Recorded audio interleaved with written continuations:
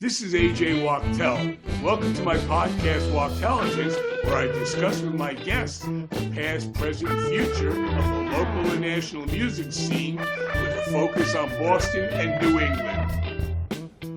Today's episode, Bobby T. Torello, Thunder and Lightning with Johnny Winter, is about the iconic life and career of one of the most powerful percussion pounders alive today. Bobby T's terrific timekeeping has been a staple of the international music scene for many, many moons, and you can still catch him playing locally in a couple of New England-based bands today. Welcome to Wachtelligence, Bobby. Thank you. I'm happy to be here, AJ. Listen, you and I know each other for eons. I want to first bring out, how we met, and then we'll just, get on to why you're here and what you're doing now. Okay. I first met you in 1978. I was a senior at BU. I had moved to Allston near the Paradise Theater, which is still around today. And Johnny Winter used to come twice a year for more than a decade. And I'd always be sitting at the front row seat in the table right in front of him to see you guys play. And opening up for Johnny was usually Rockola. And you were also in that. And right. I got to know you hanging out in the dressing room of the Paradise over the decade. And then you played with main gunslinger Arlo West. And I got Mickey O to book you a lot at Bun Riders. And after sound check, you and I would always go downstairs to party and catch up. And we've been friends and pretty much always in touch since then. Am I sort of right about all that? You're on the money. Weren't we also at the channel a few times? Oh yeah. Okay. All right. Go ahead. Well, all right. Moving right along. Tell us how you got involved with Johnny Winter. Okay. My goal when I was 19 years old, I heard Johnny play. I heard his records, and I was like, "This is my goal in life. I'm going to play with this guy." So. As my career was going, when I was 16, this band, David and the Giants from Mississippi, had called me and they wanted me to move down south. Well, I was still like in high school finishing up. Me and my brother had a band, Swan, up here, and I wasn't ready to go. So finally, when I was like 20, they called again. And now at this point, I knew Johnny Winter was in River Oaks, the institution for people that had problems. Back then, they didn't have rehab.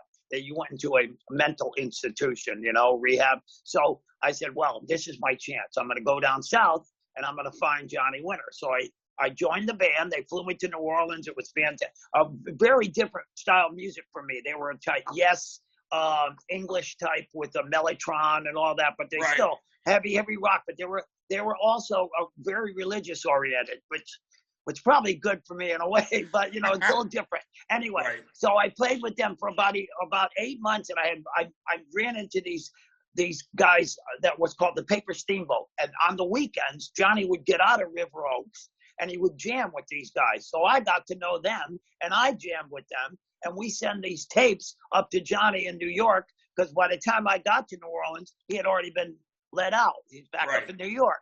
So here I am. I'm from New Haven. I go to New Orleans to meet the guy who's actually only 90 miles away. But it worked out to where he produced the band that we started out of the Steamboat when I left David and the Giants with a band called Thunderhead. And he produced that band. That's how I got to know first of all, I want to tell everybody that David and the Giants had as a drummer Keith Thibodeau, who everybody knows as playing Little Ricky on I Love Lucy. Exactly. I just got him an endorsement with the company that I work with, WFL III, Bill Ludwig's new drum company, and now he endorses the big three drums also. How cool is that? Very cool. Very cool. He thought it was cool too, so good. It's all working out. John Paris tells me that he asked me to remind you and to bring this up, how he got involved. He said that Johnny called you up one day and said, Bobby, I have a new drummer. And he was thinking about doing a duo with Louisiana Red at the time. And Louisiana Red, for all you people who don't know, great guitarist, his father was murdered by a KKK. And that's just a terrible thing, but great guitarist. And he was from Alabama, even though he's Louisiana Red, and and Johnny Winter called you up and said, "Hey, Bobby, I think I have I found a bassist for us to play with." And he goes, and you said, "Who is he? How is he? What's he like?" And he said, "Well, I don't really know. I only heard him play harp." That true story. I was like, wait a minute, wait, you hired the guy, you haven't heard him play bass. No, he'll be all right. He plays great harp. I was like, oh boy, here we go. But it worked out to where, John, as you know, monster player at every instrument he picks up. So it really worked out well. John was really great to work with. Oh, with Johnny, you're on the Raising Cain and the White, Hot, and Blue albums. Are there any other albums you're playing on? Yeah, there's 5 bootleg live albums that I came out on, and there's 3 television videos that are put out. One was from Massey Hall up in Canada. Right. One is from the Wachtel show in Germany, and the other one is there's 4: Paris TV and the Old Grey Whistle Test out of England or London. There's a great video of you playing Hideaway from that night. And I'll tell you, I showed that to Harrison, and even he said, "Wow." That was a great trio, man. So it was so easy to. I mean, we worked hard, but it was so easy the way we played in and out of each other. I really loved it. 1, 2, 3.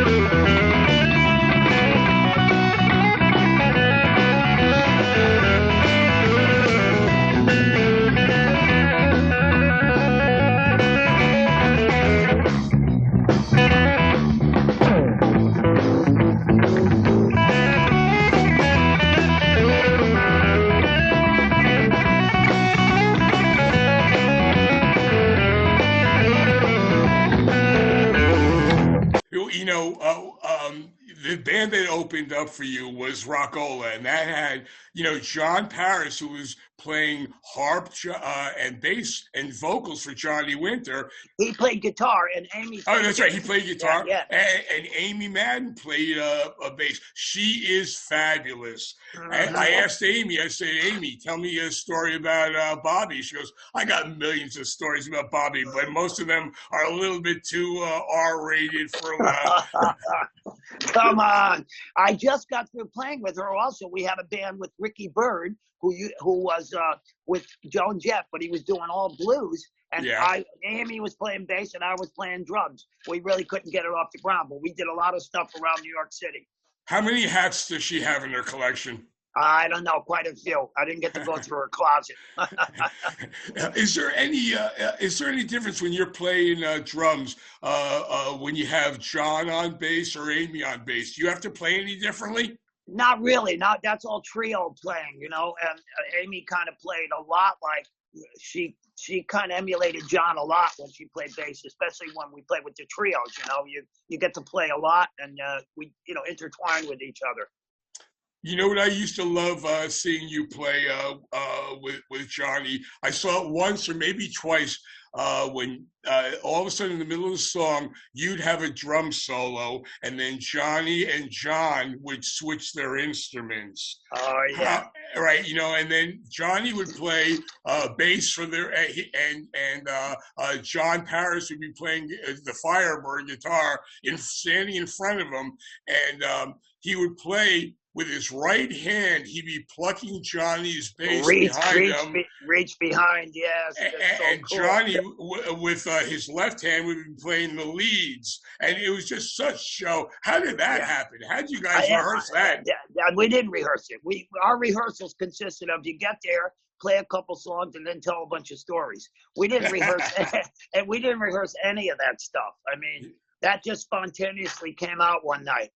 It's so cool. They'd reach around and John's hands would come around front, and Johnny's would go back, and then they'd move around the stage like one person. It was so fun. Yeah, and it wasn't because it was so cool because it wasn't rehearsed. It was just bang, look at this.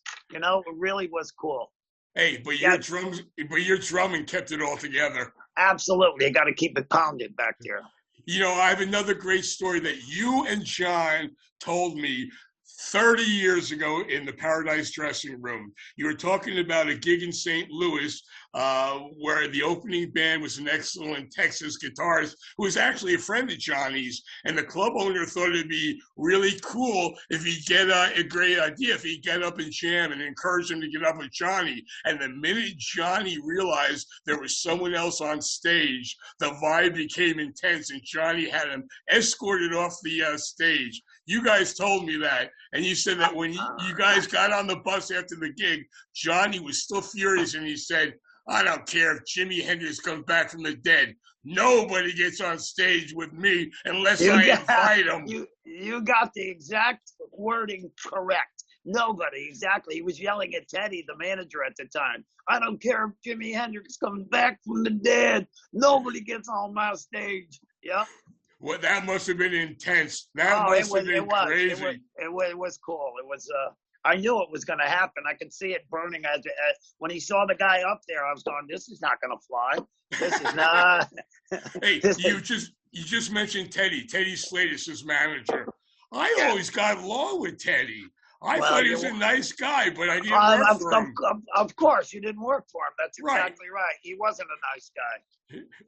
But, you know, that's the music business. You know that.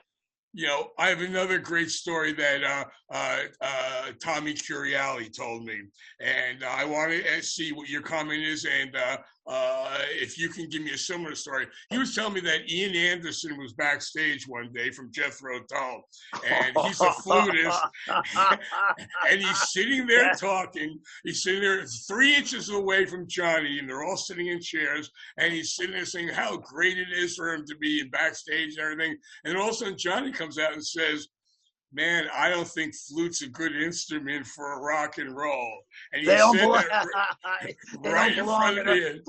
Flutes don't belong in a rock and roll band. Can you?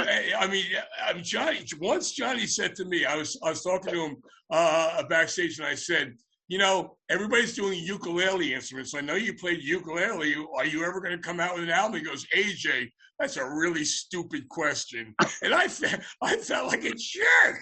Right? And he goes, actually. The good part about Johnny is whatever he's thinking, he'd tell you. He didn't hold anything back. I love that about him. Can you give me a good story about that one day? Oh God, about the ukulele? No, but I mean, whenever Johnny he's always said, I'll always tell you the truth. No matter what happens, I'm always going to give you the facts. Here's a story. When we got in the band, John Paris says, when John got in the band, he says, what this is now the Johnny Winter Band. And Johnny goes, John, no, there's no Johnny Winter Band. It's Johnny Winter. If you want to make up a name for yourself, go ahead.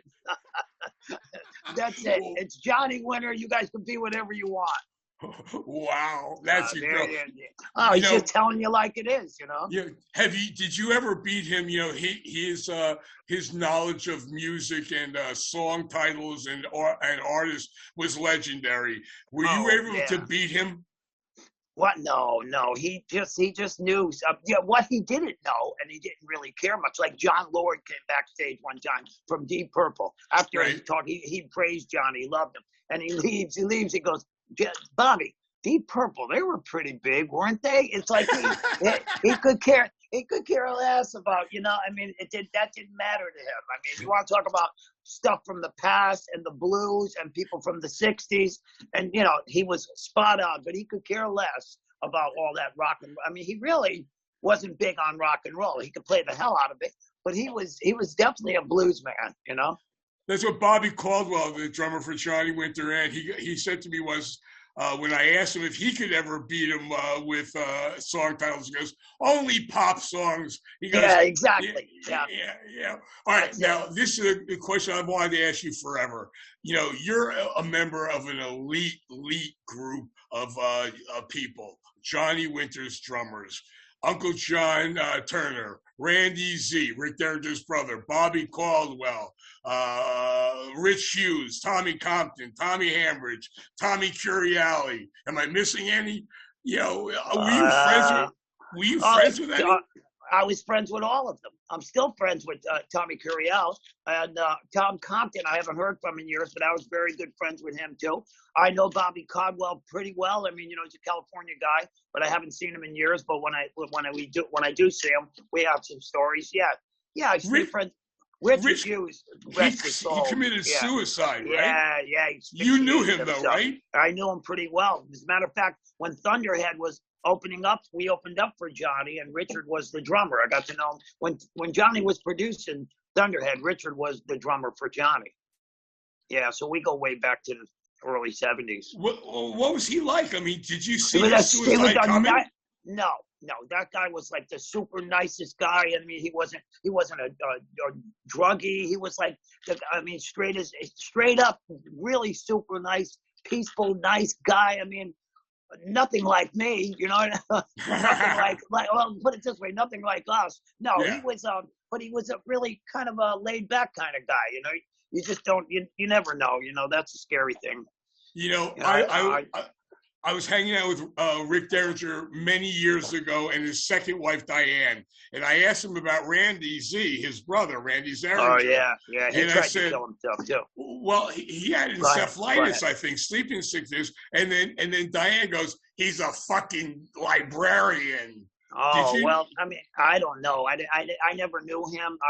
I think it's either him or the piano player. They were at rehearsal and they looked out back and he was trying to hang himself. It might have been that was for the Johnny Winter and band before Bobby Caldwell got in it. Yeah. Right. I think Randy Z kind of lost it a little bit. I'm not positive, so I probably shouldn't say that. But did you ever meet him? Did you know him? No, I never met him. No, he was already out of the picture by the time I came into the picture. I entered in 1973. I started hanging with Johnny, which is Still Alive and Well album. Who do you think was the best drummer besides you for him? Probably Caldwell. Bobby was still a monster player. I mean, when I heard Bobby Caldwell and Johnny went around, I said, holy cow. I heard Johnny Winter's blues stuff before, but he added so much power to the whole thing. I said, boy, I want that job. I just saw Bobby. He came to Boston before the pandemic with Captain Beyond, and I'll tell you, what a guy, what a drummer. He's still real good, right? Yeah. I haven't seen him play, but you probably rest assured that he is. Yeah, he was really, really good. I really admire his playing. A nice guy too. Great guy. All right, let's talk about Johnny Winter's sense of humor. I know, because he was a funny guy. Oh yeah, he was.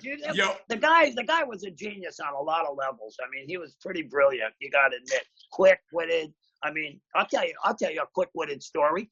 We get in the elevator in Germany.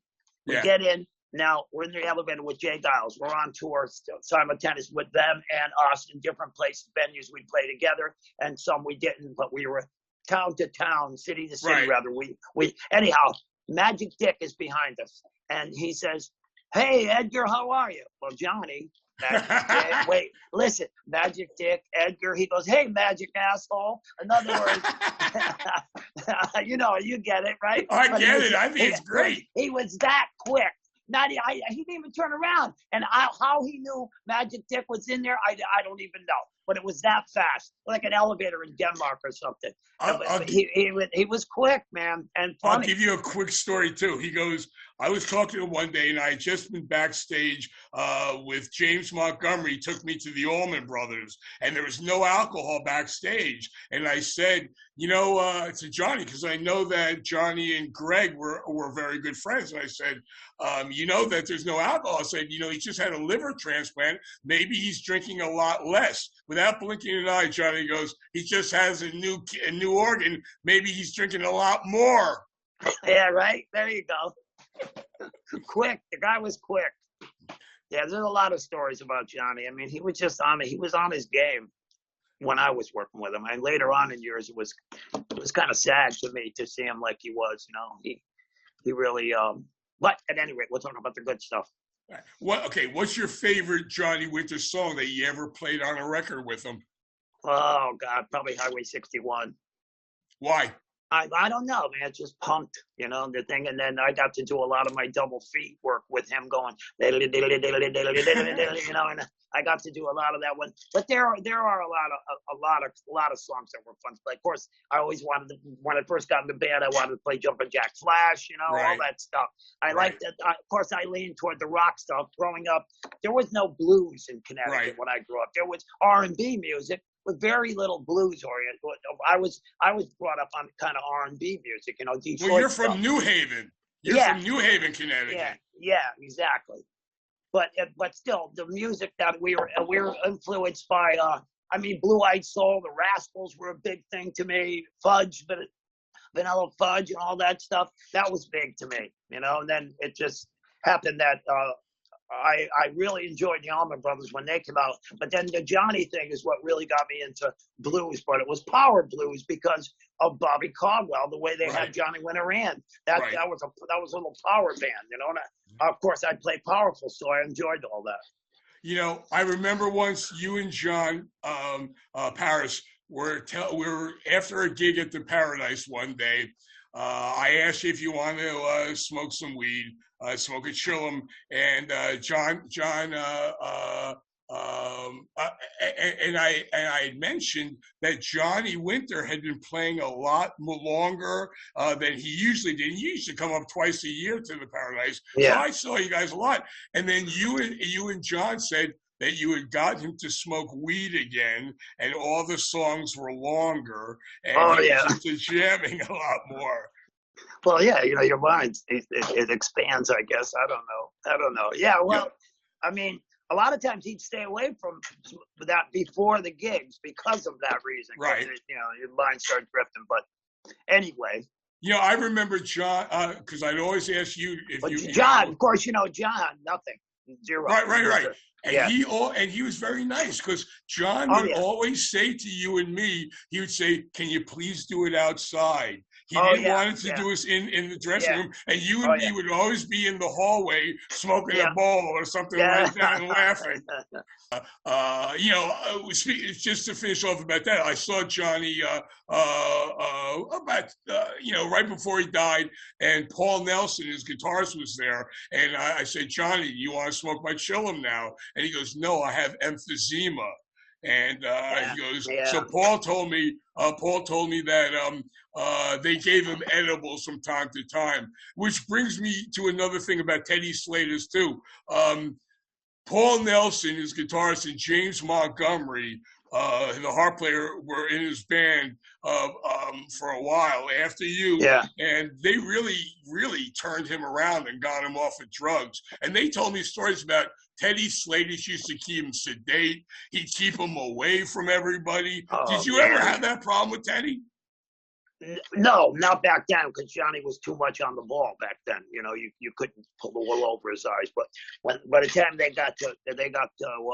by the time James and Paul were working with him, Johnny was like a vegetable, the poor bastard. I felt so bad for him. I rehearsed with him one night, and he was like a different person.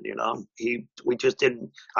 They had him on all kinds of drugs that he didn't need to be on. Let's put it that way. There all kinds of stuff. Teddy kept him on, so he wasn't aware of what was going on with the books. Cooking the books.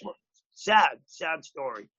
It's a story that everybody should know because, and I want to bring it up because you're straight. You're straight as an arrow now, and you're a survivor, and that's a great story too. What made you just get yourself off of drugs? I have a 17-year-old daughter now, and that's 90% of that is that's the reason.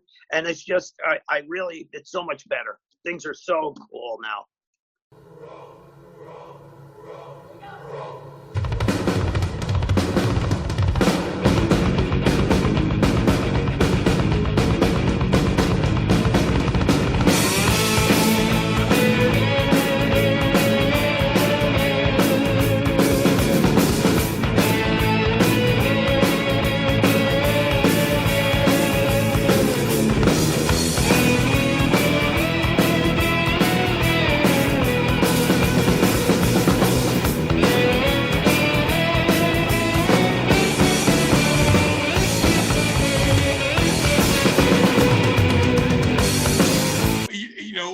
don't know about you two, you're great, one of the greatest drummers alive, but you're self-taught.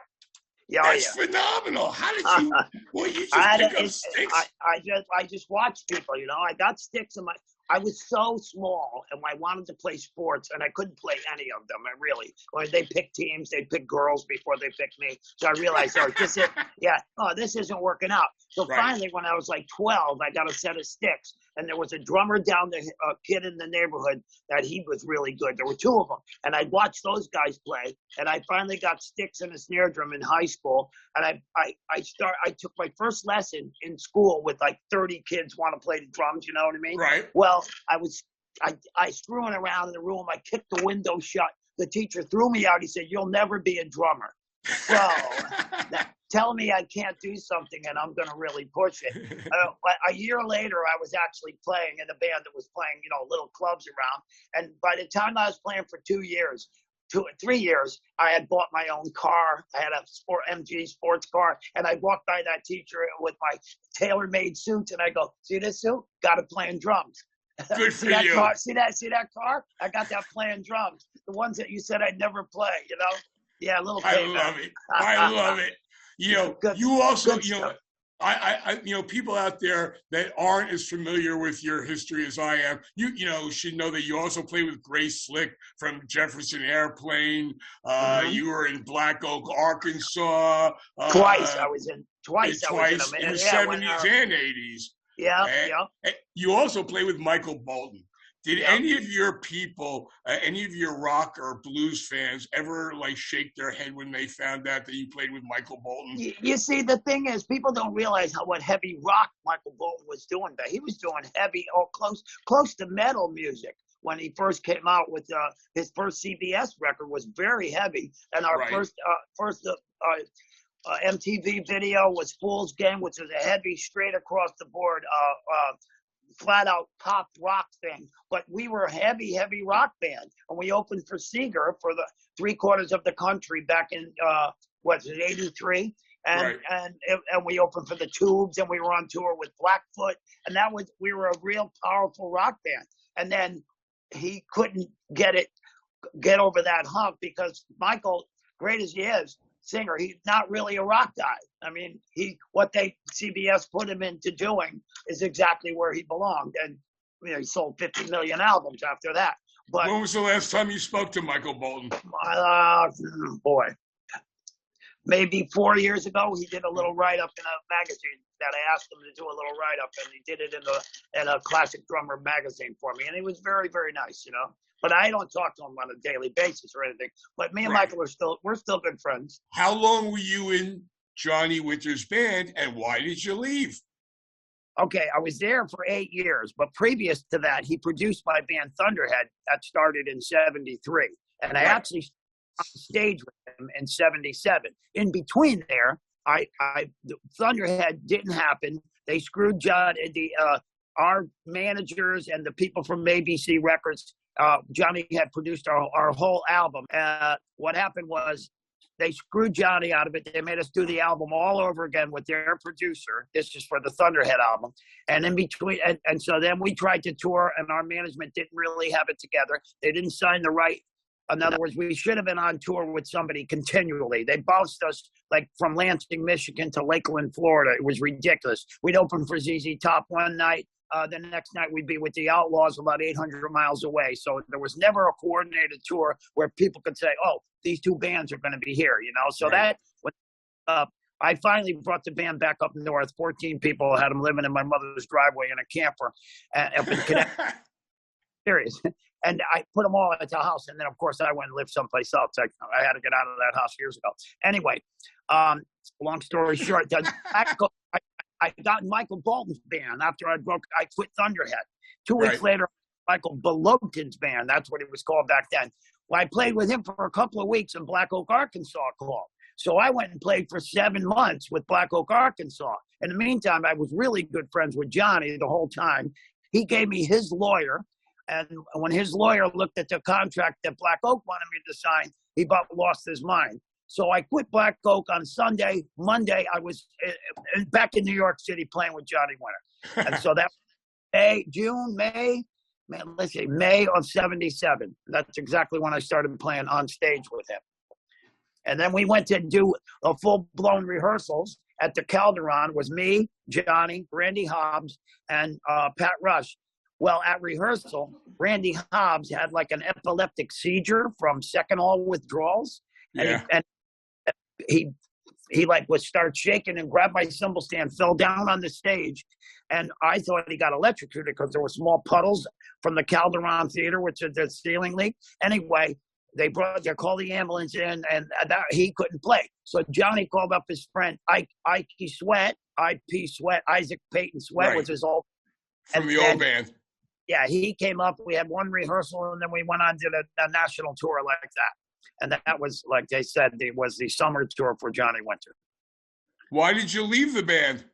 I left because here I am living in Manhattan, and Johnny's starting to scale back, doing less and less rock and more total blues. And we're only touring 6 months out of the year. Right. Bad enough Manhattan on 12 months a year. But when you're working 6 months out of the year, and by that time, I wasn't on retainer anymore. And I said, well, you know what? When I'm off, I'm not making any money, and I'm hemorrhaging money living in the city. And I just said, I can't do this anymore. I said, I'm gonna have to leave. So I left the band. And in between that, there was a couple of times where I had left one time to play with Grace Slick. 2 weeks before that was supposed to go on tour. They put her back on the Starship, and I left. That pulled a year out of my life.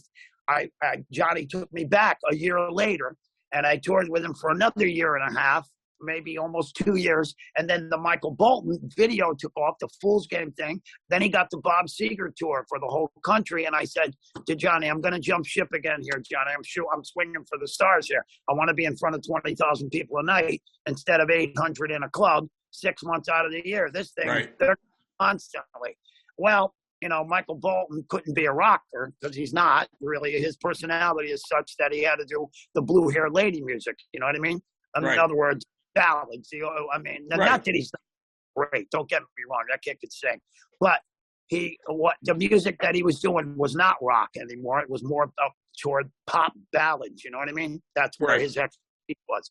So then I was out of a job there, and hence I went back with Black Oak, Arkansas for another year, which was a real scary deal because they were no longer on the scale they were when I had joined the band in 1977. So there we go. That's why I left. Long story of why I left, but there's the reason. So I left. I came back. I left again. Then I tried to get back in the band. He said, Bobby, you're probably only going to leave again. I said, Johnny, you always told me if I could do better, go ahead and try. And that's what I'm doing. I'm trying. I can't live on 6 months of a year's salary. And you know, it's just not, I can't do it. Well, more recently, you played with a great Connecticut band, Willie Blues Band. Tell me about Willie. Oh, Willie's he's like a Johnny Winter clone. I mean, he can play almost exactly like Johnny did the blues rock stuff. He was really good at. Yeah. Jay is a fan. He used to come and see me play with Johnny back in the 70s and 80s. And so we got to be friends then. But then after, I realized he was a guitar player. He invited me to go play with him, and I realized how good of a player he was. Then he wanted to do an album. I did 5 albums with him. Didn't he buy Zoho Records? Go ahead. Didn't he buy the cane? Yes, he's got that cane from the Raising Cane album cover. I think he bought it in auction after Johnny died. He went to the auction and he bought a few things of Johnny's. Yeah, that's pretty cool. He's got a poster of us with. There was this club that was in Paris. It was kind of like. After the bands would play, it would turn into the Studio 54 of Paris, and there was like us, Mother's Finest, and Jay Giles, and all these people. And the poster that Johnny had, he bought that and gave it to me. Oh, that's pretty cool. Yeah. Cool. Jay, he's such a great. He's a really good friend. I talk to him almost every day. Well, you know. I speak to him on Facebook fairly often. I'm a big supporter of his, and he supports anything I do, and I like that. Let's talk about, this is great. The 2 things that you're currently doing besides Willie is you're also with WFL Bill. Three. Yeah. WFL 3. Yeah. Drums with Bill Ludwig, and you're the spokesman. And he's the last member of the Ludwig family to be in the business. Well, and he's a great guy. I'm the ambassador, which is kind of a very cool job. What do? I go around every now and then. I'll bang on the drums for people, and I just try to look good and make the drums sound good. It's really cool. You know, that's the last time I saw you, when you were across the street from Berkeley School of Music on Mass Ave in Boston at drums.com, I think. And that's right. Yeah, that's great. right. It was great. So what's the future? Sure. Tell me why Bill Ludwig's drums are the best drums to buy today. He's making them exactly how Ludwig made them back when they were real famous. He's got the 3-ply maple drums with the enforced rims on the inside. They're drummed, and it's a hands-on type thing, made in America. It's not mass-produced. And when you have someone who's been in the drum business that long, who knows so much, the drums are turning out really, really, like most of them, I would say they're better than most companies because of the hands-on thing that we got going on, you know?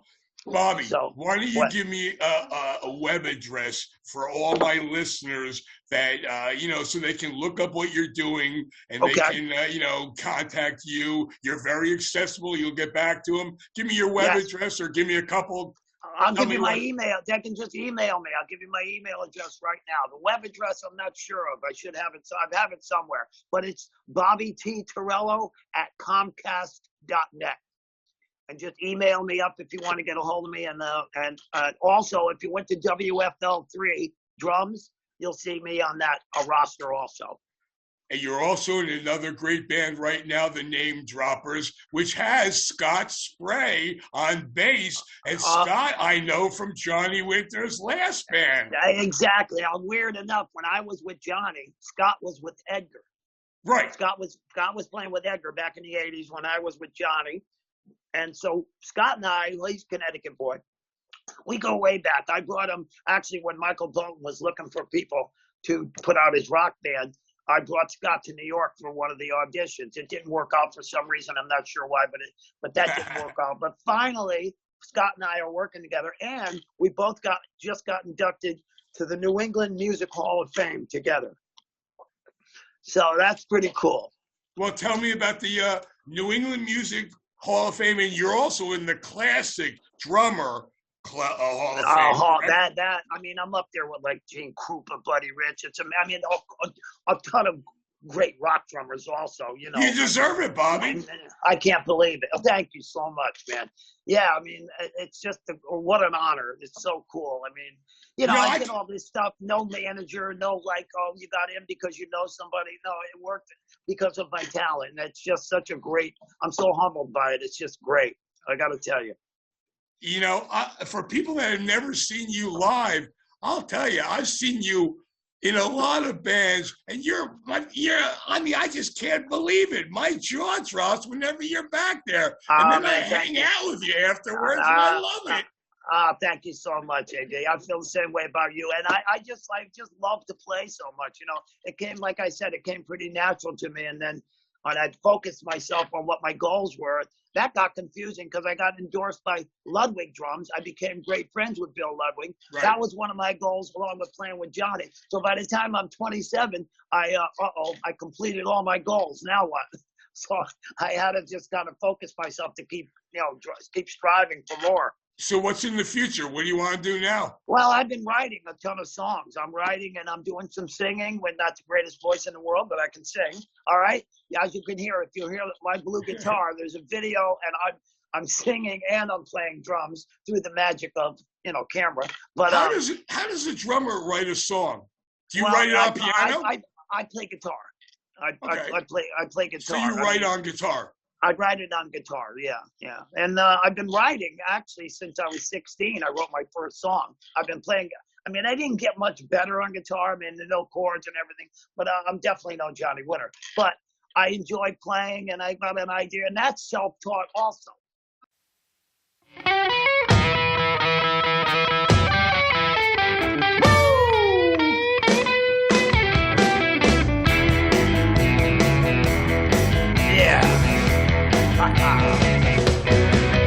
I was touring with this rock and blues star when I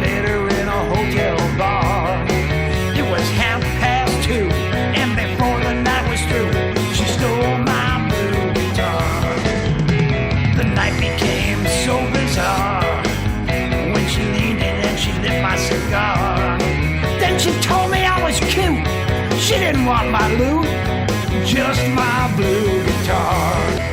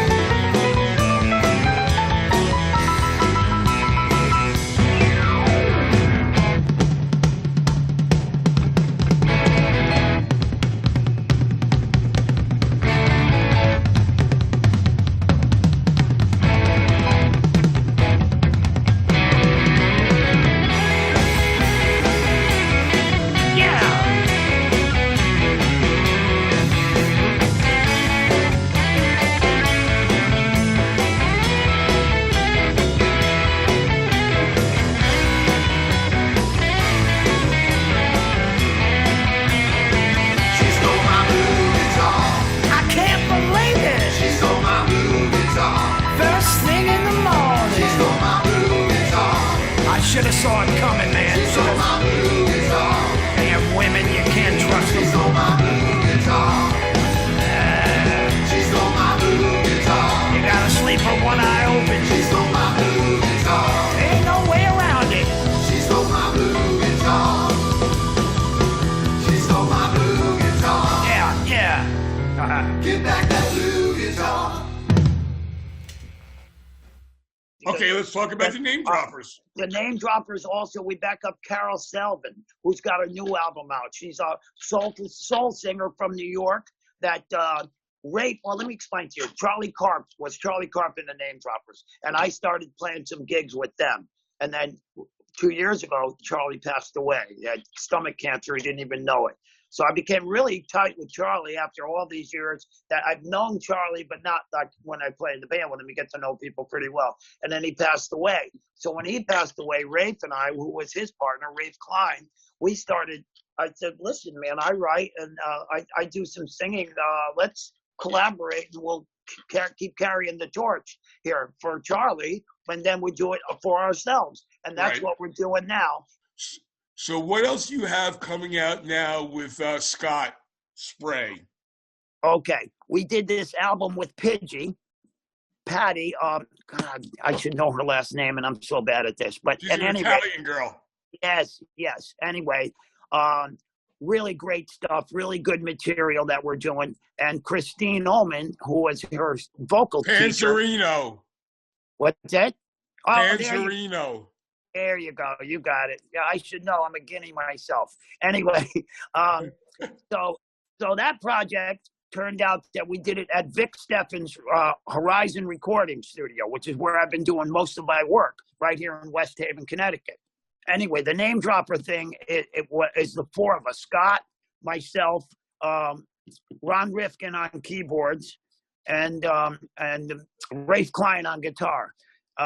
Carol Selvin is the another album that we did that the Namedroppers back her up. Now that album called Love, did I show you that album? No, I didn't. Anyhow, that's already in the making. We did a gig with her the other night at Cafe 9. Carol's a soul singer from New York City, and it's a completely different thing. When the Namedroppers back her up, it's different. It's mostly her stuff that her and Rafe and Charlie Karp wrote some of those tunes together. And when Charlie passed away, right, writing with Rafe. So this whole conglomerate of what we're doing now, the Namedroppers evolved into where we do gigs, Bobby T and the Namedroppers, because we're adapted a bunch of my songs for the set when we go out without Carol Selvin that we back up. She reminds me, her voice reminds me a little bit of Marianne Faithfull. She purrs 1 minute and then she's real boisterous the next second. And she's from New Haven. And the great thing about it is that Christine Ullman from Saturday Night Live's band every Saturday night, Rockefeller Center. She's the front person. She sings backing vocals, and folks, you can see her listen to her on episode 8 of Wachtelligence, the podcast, the Beehive Queen, if you're interested. She's a great singer, and her brother, Vic Steffens, owns the recording studio that you do your work in now, Horizon Studios. Exactly. It all fits together. A lot going on in Connecticut, folks. A lot going on. A whole lot going on. So that's what we're doing. We're busy. Actually, the Namedroppers, we got our own CD that we put out. I need to send it to you. And then we're working on another one right now. And in the meantime, we're promoting Carol, and we're promoting ourselves. Now, the thing with Pidgey is not the Namedroppers, but it is me and Scott and the same piano player. So it's 3 of the guys out of the band. And Al Ferrante from Edgar's band that played with Scott is playing guitar on Pidgey's album. I've listened to Pidgey, her new music. And I'll tell you, the music jumps out. The rhythm section, you and Scott, is incredible. It's loud and clear, and that's what you want to hear on an album. Yeah, thank you so much, man. Yeah, it was a lot of work, but it was a lot of fun work also, you know. It's always good when it's cool to play with the people you're working with. It makes it so much easier. Also, Liberty's on 3 cuts also, because Liberty is Christine's buddy, so she's got him playing on there also. And like I said, Christine is Pidgey's vocal coach, you know, so it all tied in together. All right. Now, and let's get to the last question that I ask all of my guests on Wachtelligence, and that's, what was the first concert you ever attended? Oh man, you know that I was looking at that. And I'm trying to remember. The first one is it's blurry to me. I want to say the Rascals, but I don't think it was the Rascals. I got to think about this. I didn't get to see very many concerts because I was playing when I was 14. I was on the road. I mean, I opened up for Lou Rawls when I was in the Borscht Belt up in the Catskill Mountains back when I was 14. So my first concert I was the opening act. It was Lou Rawls. So I guess that's my first concert. That's cool. I was the opening act. So there you go. Bobby, thank you so much for spending time and talking to me. Anytime, AJ. You know I love you, man. This is great. It's just so great to see you. You know, I miss you. You know, hopefully you'll come up to Boston again real soon after the pandemic, and we'll hang out. And I promise you, I won't ask you to smoke out of my chiller. Thank you so much, man. It was my pleasure. Call me anytime you want, AJ. Thank you so much, man. I appreciate it. Thanks so much for listening to this episode of Wachtelligence. You can connect with me on Facebook at Wachtelligence. Thanks to my producers, my son Harrison and David Schwartz, and Harvey Brooks for my theme song. Don't forget to subscribe. I don't care what you think of me. Don't need no jailer to set me free. Don't want strangers filling up my cup. Don't need no advisor to show me down from up.